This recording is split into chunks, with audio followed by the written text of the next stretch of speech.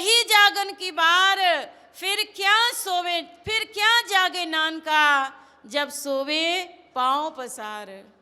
कि एक दिन हम लोगों को इस संसार से चले जाना होता है। हर आने वाले को जाना पड़ता है संसार से, लेकिन इस संसार में आने का लक्ष्य क्या है? ये मनुष्य का जीवन किस हेतु से हमें मिला हुआ है, ये हमें थोड़ा गौर करने की, थोड़ा इस पर विचार करने की जरूरत है। क्योंकि संतों ने कहा कि हरि नाम का पारस पास में था, मतिमंद गंवार ने जान न पाया। वह मार्ग की धूल बटोरन में ये हीरा सा जन्म अनमोल गवाया। सुख सिंधु अथाह भरा हृदय, मृग तृष्णा के पीछे वृथा भरमाया। अब तो भज मूढ़ निरंजन को, सिर ऊपर काल ने डंका बजाया। संतों ने क्या समझाया? हरि नाम रूपी पारस पत्थर हमें प्राप्त हुआ है, हमें मिला हुआ है, और ये मनुष्य का जीवन भी अपने आप में पारस समान है। पारस पत्थर आजकल तो देखने में नहीं आता है, केवल इतिहास में ही सुना जाता है। तो आप सबने सुना होगा कि पारस क्या काम करता है। अगर पारस से लोहे को छुआ दिया जाए तो वो लोहा सोना बन जाता है। मुझे याद आ रही है एक स्टोरी। एक बार एक बहुत बड़े व्यापारी थे, जबकि वो भजन भी हरियाणा की भाषा में है। कहते हैं, कदर दान मानव के आगे सारी कदर छटे से, मूर्ख मूढ़ अनाड़ी ने कुछ भी ना खबर पटे से। मतलब ये है कि कदरदान व्यक्ति ही वस्तु की कीमत जान सकता है। तो कहते हैं, एक नगरी में लोभी लाला एक बनिया रहा करे था, और दमड़ी कारण चमड़ी दे दे, यूं विपदा सहा करे था। यानी एक बहुत बड़े एक व्यापारी थे, एक बिजनेसमैन थे, और उनके लिए आता है बड़े कंजूस थे, कंजूसों में भी मक्खी चूस थे। और वो व्यापारी भाई के पास एक दिन एक संत महात्मा आ गए, और वो संत महात्मा आकर कहते हैं कि भाई, मेरे पास ये पारस पत्थर है।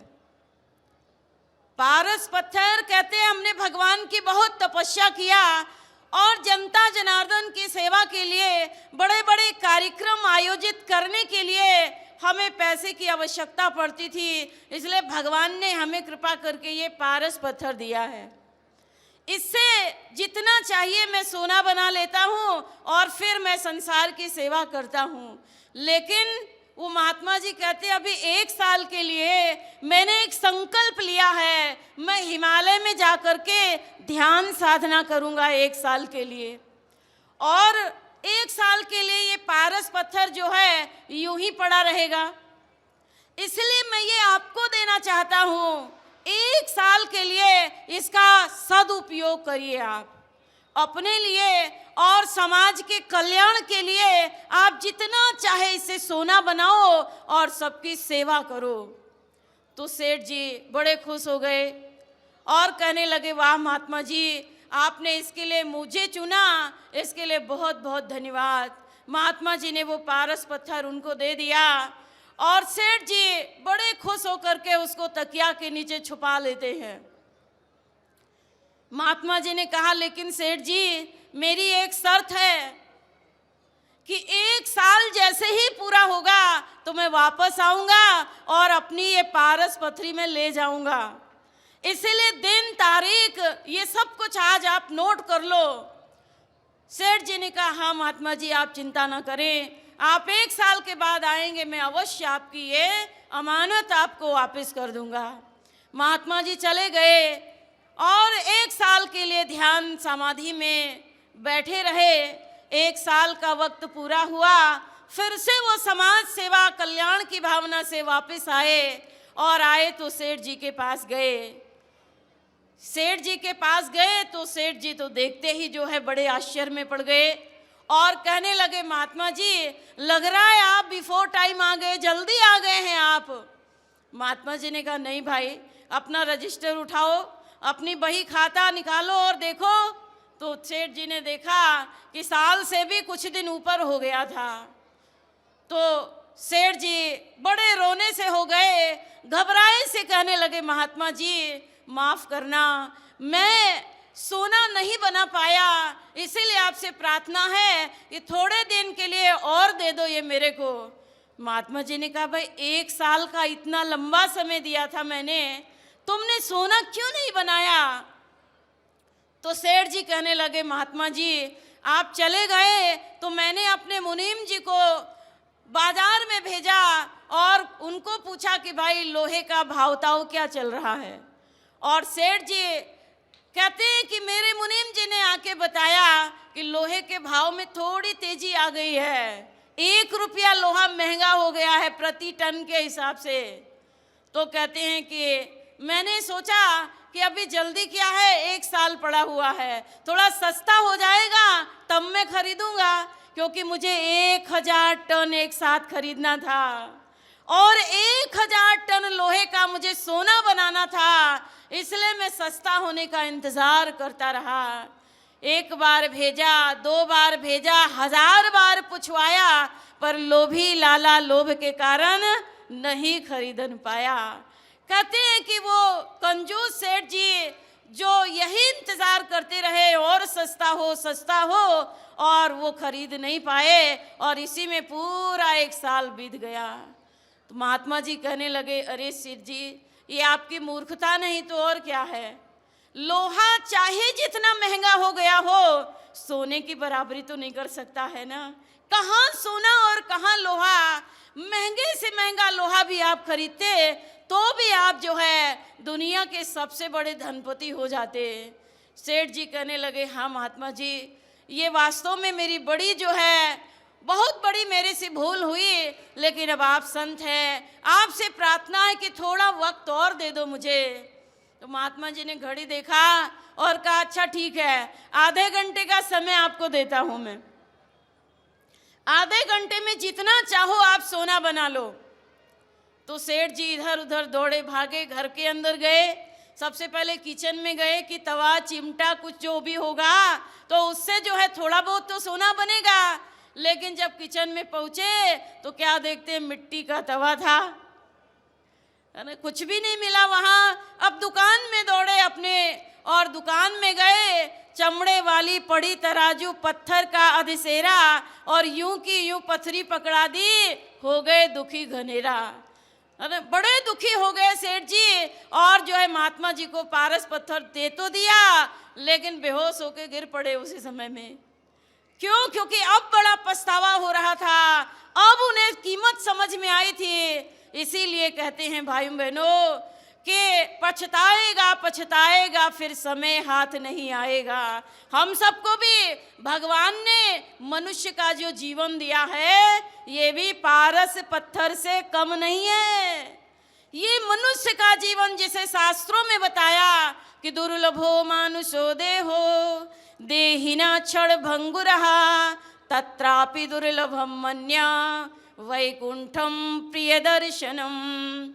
ये जो मनुष्य का शरीर मिला हुआ है ये शरीर इसीलिए मिला है कि इस जीवन में भगवान की प्राप्ति करे, ईश्वर की प्राप्ति करे। और ये जो जन्म मरण का रोग लगा हुआ है, ये जो जीवन के अंदर अनेक प्रकार के दुख और संकटों में इंसान डूबा रहता है, तो इन दुख और संकटों से मुक्ति का मार्ग ढूंढा जाए, इसके लिए ये मनुष्य जीवन मिला है। लेकिन आप सब मन मन में हंस तो रहे थे सेठ जी की बातें सुन करके, लेकिन हम सब भी वही भूल तो कर रहे हैं। सब भी तो यही सोच रहे हैं कल करेंगे, कल से ध्यान साधना करेंगे, अगले हफ्ते से करेंगे, अगले महीने से रेगुलर सत्संग में हो जाएंगे, अगले साल ज्ञान लेंगे। और इसी तरह से कल कल कर रहा काल सिर पर, शायद है वो कल न मिले। कि जीवन की कोई गारंटी नहीं है, जिंदगी का कोई भरोसा नहीं है और ये जीवन यूं ही बीत रहा है। इसीलिए रामायण में भी तुलसीदास जी ने बताया है, नर तन सम नहीं कौने उदेही, जीव चराचर याचत जेही, कि ये जो मनुष्य का शरीर है, जैसे संसार के जितने भी प्राणी हैं वो सब ये मनुष्य का जीवन पाना चाहते हैं। यहाँ तक देवता भी यही प्रार्थना करते हैं, हमें भी मनुष्य का जीवन मिले, और वो भी भारत भूमि में पाना चाहते हैं। भारत भूमि में, इस देव भूमि में हमें मनुष्य का जीवन मिले, ताकि हम अपने जीवन का कल्याण कर सके, अपनी आत्मा के उद्धार के लिए हम कुछ कर सके। और भाइयों बहनों, लोग तो चाहना करते हैं, और हम सबको वो मनुष्य का जीवन भी मिला है, हमें ये संत समाज भी मिल रहा है, हमें सद्गुरुदेव श्री गुरु महाराज जी के सत्संग प्रवचन सुनने का सौभाग्य भी मिलता है। लेकिन इतना सब कुछ मिलने पर भी, इतना सुंदर अवसर मिलने पर भी, यदि हम अपनी आत्मा का कल्याण ना कर सके तो फिर किसको दोष दोगे। इसीलिए भाई और बहनों, मेरा यही आप लोगों से अनुरोध है कि ये जो मौका दिया है भगवान ने, ये जीवन दिया है, इस जीवन को व्यर्थ नहीं जाने देना है, इस अवसर को खोना नहीं है, ताकि कहीं सेठ जी की तरह पछताना ना पड़े। और करना क्या है इस जीवन के अंदर, हरि नाम का पारस पास में था, मतिमंद गंवार ने जान न पाया, यानी वो दुनिया का मालिक, वो संसार का बनाने वाला, वो परम पुरुषोत्तम भगवान, वो हम सब के हृदय के अंदर विराजमान है, हम सबके हृदय में बैठे हुए हैं। लेकिन उनकी प्राप्ति का उपाय क्या है? उनकी प्राप्ति के लिए हमें बाहर नहीं, हमें अंतर में जाना पड़ेगा। इसीलिए संतों ने कहा, मन मथुरा दिल द्वारिका, काया काशी जान, 10वां द्वारा देहरा, तामे ज्योति पहचान। इस मन रूपी मथुरा में, इस दिल रूपी द्वारिका और इसी काया काशी में ही भगवान चुका, भगवान श्री कृष्ण का दर्शन होगा। क्योंकि जितने भी ये शास्त्र हैं हमारे, चाहे आप भगवत गीता पढ़ें तो कृष्ण भगवान ने क्या कहा, ईश्वरा सर्वभूतानां हृदय से अर्जुन तिष्ठति, ब्राह्मण सर्वभूतानि यंत्रारूढ़ानि मायया। भगवान कहते हैं मैं सर्व प्राणियों के हृदय में ही विराजमान हो। लेकिन अगले श्लोक में क्या बताया, ना हम प्रकाश सर्वस्य योग माया समावृता, मूढ़ोयम नाभिजानाति लोको माम अजम अव्ययम। भगवान कहते हैं मैं सबके हृदय में रहता तो हूँ, लेकिन अज्ञानी लोग मुझे देख नहीं पाते हैं, अज्ञानी जन मुझे जान नहीं पाते। क्यों नहीं जान पाते हैं? क्योंकि हम इन आंखों से देखने का प्रयास करते हैं। हम इस बाहरी माया के संसार में भगवान को पाना चाहते हैं, लेकिन भगवान माया से निर्मित नहीं है, माया तो उसकी दासी है, माया तो उनके हाथ का खिलौना है, वो तो सारी दुनिया को बनाने वाले हैं। और हम भला भगवान को क्या बनाएंगे? हम जो मंदिर में भगवान की सुंदर सुंदर प्रतिमा देखते हैं, भगवान की जो हम मूर्ति देखते हैं, ये मूर्तियाँ हम आप जैसे किसी मनुष्य ने बनाई है, ये बताने के लिए कि भगवान इस संसार में व्यापक भी हैं और समय समय पर उनका अवतरण भी होता है, खाली ये महिमा समझाने के लिए। लेकिन अगर हम दर्शन पाना चाहें तो भगवान श्री कृष्ण ने क्या बताया, न तुमाम शक्य से दृष्टम अनेनेव सा चक्षुषा, देद्यम ददामि ते चक्षु पश्य मे योगमेश्वरम। भगवान कृष्ण कहते, अर्जुन अगर तुम मेरा दर्शन पाना चाहते हो तो दर्शन पाने के लिए तुम्हें इन आंखों से नहीं, मैं तुम्हें ज्ञान की आंख दूंगा, मैं तुम्हारे अंतर हृदय की दृष्टि खोल दूंगा, और तब तुम्हें मेरी शक्ति, मेरी विराटता का दर्शन होगा। और भाइयों और बहनों, यही बात हम रामायण में पढ़ते हैं।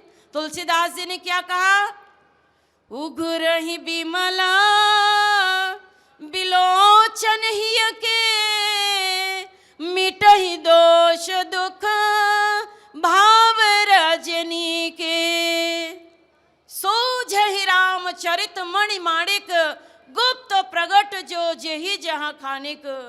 कहते हैं तुलसीदास जी, अंतर हृदय के दरवाजे जब खुल जाएंगे, अंतर की दृष्टि जब खुल जाएगी, तब हमारे हृदय में ही राम के चरित्र दिखने लग जाएंगे, राम की दिव्यता का दर्शन होने लग जाएगा हृदय के अंदर।